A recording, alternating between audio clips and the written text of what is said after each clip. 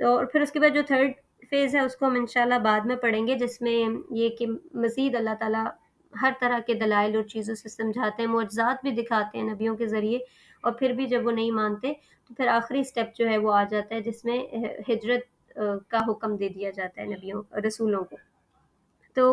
رسول اللہ صلی اللہ علیہ وسلم کا بھی اسی طریقے سے پھیلا کہ پہلے ان کی کلوز فیملی کو انہوں نے ایڈریس کیا، اور اس کے بعد پھر اللہ تعالیٰ نے انہیں کہا کہ وَأَنذِرْ عَشِيرَتَكَ الْأَقْرَبِينَ، کہ اپنے جو قریبی رشتہ دار ہیں ان کو بھی متنبع کریں۔ تو پھر رسول اللہ صلی اللہ علیہ وسلم نے انہیں اپنے گھر پر دعوت دی اور بلایا بنو ہاشم کے لوگوں کو۔ تو ایک بار دعوت دی اور ابو لہب نے انہیں ٹھیک سے بات نہیں کرنے دی، پھر رسول اللہ صلی اللہ علیہ وسلم نے دوبارہ انہیں دعوت دی اور پھر بہت خوبصورت ورڈز کہے۔ یہ وہ والے ورڈز ہیں جو آپ نے اکثر شاید جمعہ کے خطبے میں سنے ہوں گے کہ ان الحمد للہ نحمدہ ونستعینہ ونستغفرہ ونؤمن بہ۔ تو اس کا میننگ یہ ہے کہ ساری تعریف اور حمد اللہ تعالیٰ کے لیے، میں اس کی حمد کرتا ہوں اور اس سے مدد چاہتا ہوں اور اس پر ایمان رکھتا ہوں اور اسی پر بھروسہ کرتا ہوں، اور یہ گواہی دیتا ہوں کہ اللہ تعالیٰ کے سوا کوئی عبادت کے لائق نہیں، وہ تنہا ہے، اس کا کوئی شریک نہیں۔ یہ آپ صلی اللہ علیہ وسلم ایڈریس کر رہے ہیں اپنے کہہ لیں قبیلے کے لوگوں سے، وہ بالکل کلوز فیملی نہیں، یعنی پورا جو بڑا قبیلہ ہوتا ہے۔ پھر آپ صلی اللہ علیہ وسلم نے فرمایا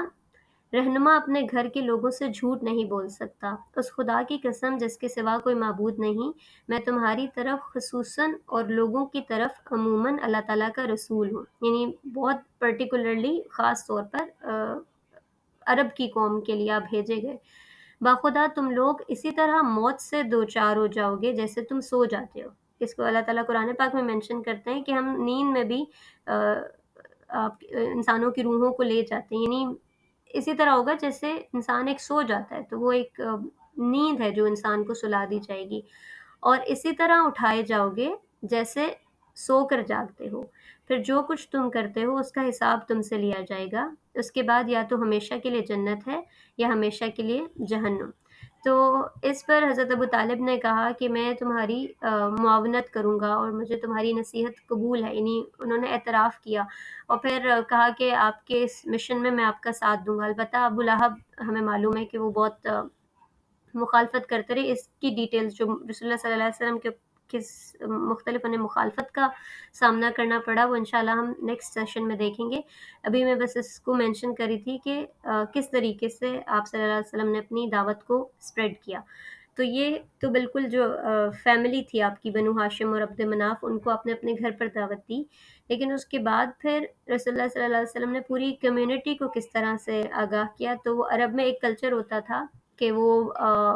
کوئی شخص پہاڑ پر چڑھ جاتا تھا اور وہ یا صباحا عربی میں بولتا تھا، یعنی اس کا مطلب ہوتا ہے کہ ہائے کتنی بری صبح ہے یہ، یا ہائے صبح، یعنی ایک جیسے دہائی دیتا تھا۔ تو اس سے سب لوگ جو ہے وہاں کا ایک کلچر تھا کہ جمع ہو جاتے تھے اور انہیں پتہ تھا کہ یہ کسی وارننگ یا کسی الرٹ کو ظاہر کر رہے ہیں۔ تو اسی طرح نبی کریم صلی اللہ علیہ وسلم بھی ایک دن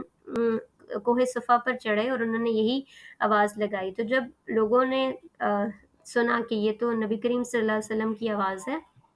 تو سب لوگ جمع ہو گئے، اور اگر کوئی خود نہیں پہنچ پا رہا تھا اس نے اپنے غلام کو بھیجا کہ جا کر دیکھو کہ رسول اللہ صلی اللہ علیہ وسلم جو ہیں وہ کیا کہہ رہے ہیں۔ تو پھر ہمیں معلوم ہے کہ رسول اللہ صلی اللہ علیہ وسلم نے کہا کہ اگر میں تمہیں بتاؤں کہ پیچھے سے کوئی لشکر حملہ کرنے والا ہے تو تم میری بات کو سچ مانو گے؟ تو سب نے کہا ہم مانیں گے، کیونکہ وہی جو میں نے آپ کو بتایا کہ کیریکٹر بلڈنگ پہلے سے کی جاتی ہے تاکہ لوگوں کو کوئی اعتراض رہے نا، تو انہیں یقین تھا کہ آپ صلی اللہ علیہ وسلم جھوٹے نہیں ہیں، صادق اور امین ہیں، تو انہوں نے کہا کہ ہم بالکل مانیں گے۔ تو آپ صلی اللہ علیہ وسلم نے کہا کہ اچھا تو میں تمہیں ایک سخت عذاب سے پہلے خبردار کرنے کے لیے بھیجا گیا ہوں، یعنی بتایا کہ ایک ایسا دن آنے والا ہے جب کہ تم آنسریبل ہوگے اپنے تمام ایکشنز کے لیے۔ رسول اللہ صلی اللہ علیہ وسلم نے میں ان کی سٹیٹمنٹ پڑھنا چاہ رہی تھی۔ اوکے، آپ صلی اللہ علیہ وسلم نے ان کو مخاطب کر کے فرمایا کہ میں ایک نذیر ہوں، یعنی خطرے سے خبردار کرنے والا ہوں۔ میری اور تم لوگوں کی مثال اس آدمی جیسی ہے جو دشمن پر نظر رکھنے کے لیے اپنے قبیلے کی طرف سے مقرر ہوتا ہے، پھر جب ڈرتا ہے کہ کہیں دشمن ان تک نہ پہنچ جائے تو یا صباحا کا نعرہ بلند کرتا ہے، میں ایک آنے والے سخت دن سے کے عذاب سے تمہیں ڈرانے کے لیے آیا ہوں۔ تو پھر اب رسول اللہ صلی اللہ علیہ وسلم نے ایک ایک قبیلے کا نام لے کر کہنا شروع کیا، اے بنو کعب، اپنے آپ کو دوزخ سے بچاؤ، اے بنو مرہ اپنے آپ کو دوزخ سے بچاؤ، اے بنو عبد الشمس اپنے آپ کو دوزخ سے بچاؤ، اے بنو ہاشم اپنے آپ کو دوزخ سے بچاؤ، اور پھر مزید یعنی بنو ہاشم ان کا بالکل کلوز قبیلہ، اور اس کے اندر بھی اے بنو عبد المطلب اپنے آپ کو دوزخ سے بچاؤ۔ اور پھر ایک اور نریشن میں آتا ہے کہ رسول اللہ صلی اللہ علیہ وسلم نے اپنی بیٹی اے میری بیٹی فاطمہ اپنے آپ کو دوزخ سے بچاؤ، اور اپنی پھپھو اے میری پھپھو صفیہ اپنے آپ کو دوزخ سے بچاؤ، یعنی کمیونٹی کے لیول پر بھی اور انڈیویژول لیول پر بھی انذار کیا، اور کہا کہ میں اللہ کے ہاں تمہارے لیے کوئی اختیار نہیں رکھتا، البتہ تمہارے ساتھ میرا رحمی رشتہ ہے، یعنی جس کو ہم کہتے ہیں کہ خون کا رشتہ ہے، سو میں اس کا حق ادا کرتا رہوں گا۔ تو وہاں پر اللہ نبی کریم صلی اللہ علیہ وسلم نے اس چیز کو کلیئر کر دیا کہ اگر میں آپ کا والد ہوں یا میں آپ کا چچا ہوں یا میرا کوئی اور رشتہ ہے آپ سے، تو میں اس رشتے کو ضرور نبھاؤں گا، کیونکہ وہ اللہ کی طرف سے مجھ پر ڈیوٹی ہے، لیکن اللہ کے سامنے میں کوئی اختیار نہیں رکھتا۔ یہ نہیں سمجھنا کہ میری بیٹی ہونے کی وجہ سے، میری پھپھی، میری چچا ہونے کی وجہ سے کوئی ہیلپ ہو جائے گی آپ کی اللہ تعالیٰ کے مقابلے میں، بلکہ آپ کو خود تدبیر کرنی ہے اپنے آپ کو اس آخرت کے دن سے بچانے کے لیے۔ تو یہ وہ طریقہ تھا جو رسول اللہ صلی اللہ علیہ وسلم نے اختیار کیا اپنی کمیونٹی کو الرٹ کرنے کے لیے۔ اس پر ابو لہب نے آپ کو بولا کہ تباً لکا الہٰذا دعوتنا، نہ کہ تم تباہ و برباد ہو، نعوذ باللہ، کیا یہ تھا جس کے لیے تم نے ہمیں جمع کیا ہے؟ تو یعنی اب اس کے بعد جو ہے وہ کہہ لیں کہ رسول اللہ صلی اللہ علیہ وسلم کی کھلم کھلا مخالفت شروع ہو گئی، اور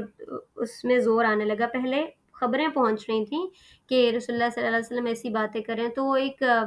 سلیم الفطرت انسان، ایک اچھا نائس انسان جب اس طرح کی باتیں کرتا ہے جو کہ جنرل نوعیت کی ہوں تو کسی کو اعتراض نہیں ہوتا، لیکن جب آپ ایک ایک انڈیویژول کی غلطی کو بتانے لگ جائیں، ویسے ہی نارمل انسان کو یہ پسند نہیں ہوتا کہ اس کی غلطیوں کا اسے بتایا جائے، تو جب خاص طور پہ ایلیٹ اور اسٹیٹس کو بتایا جائے کہ یہ آپ کی غلطیاں، تو ان کو بالکل پسند نہیں آتا، تو وہ سب ہونا شروع ہوا۔ تو ہمیں یہ معلوم ہے کہ شروع میں جو لوگ ایمان لے کر آئے وہ نوجوان تھے۔ حضرت ابوبکر کی ایج بھی رسول اللہ صلی اللہ علیہ وسلم سے 2-3 سال کم تھی، وہاں عرب میں اس کو نوجوان ہی سمجھا جاتا تھا، یعنی 30s میں تھے وہ اپنی۔ اسی طرح باقی غلام لوگ جو ہیں وہ بہت زیادہ کثرت سے، اور غریب لوگ ایمان لے کر آئے۔ اس کی وجہ یہی تھی کہ جس غربت، جس غلامی میں وہ پڑے ہوئے تھے، اسلام اس سے راہ نجات دے رہا تھا، نہ صرف دنیا میں بلکہ آخرت میں بھی۔ دنیا میں بھی اسلام بتا رہا تھا کہ آپ ہمارے پیرلل ہیں، ایکول ہیں، نمازوں میں وہ اکٹھے کھڑے ہوتے تھے، جبکہ کوئی یہ کانسیپٹ ہی نہیں تھا۔ میں نے آپ کو پہلے بھی بتایا کہ جانوروں سے بھی بدتر غلاموں کو ٹریٹ کیا جاتا تھا، تو ایک اپنے آقا کے ساتھ کھڑے ہو کر کندھے سے کندھا ملا کر نماز پڑھنا ایک کانسیپٹ ہی نہیں تھا وہاں پر کوئی بھی۔ تو وہ عزت، وہ محبت جب ملی غلاموں کو، اور اس کے بعد جب ان سے وعدہ کیا گیا کہ یہ جو دنیا کی زندگی ہے یہ ٹیمپرری ہے، اس کے جو مشکلات مسائب ہیں وہ صرف ٹیسٹ ہیں، یہ ختم ہو جائیں گے، اور پھر کبھی نہ ختم ہونے والی زندگی، اور نہ صرف زندگی بلکہ بادشاہت ملے گی، تو پھر ایک نیچرل سی بات ہے کہ ایسے لوگ جو ہیں وہ کثرت سے اسلام کے دائرے میں آئے۔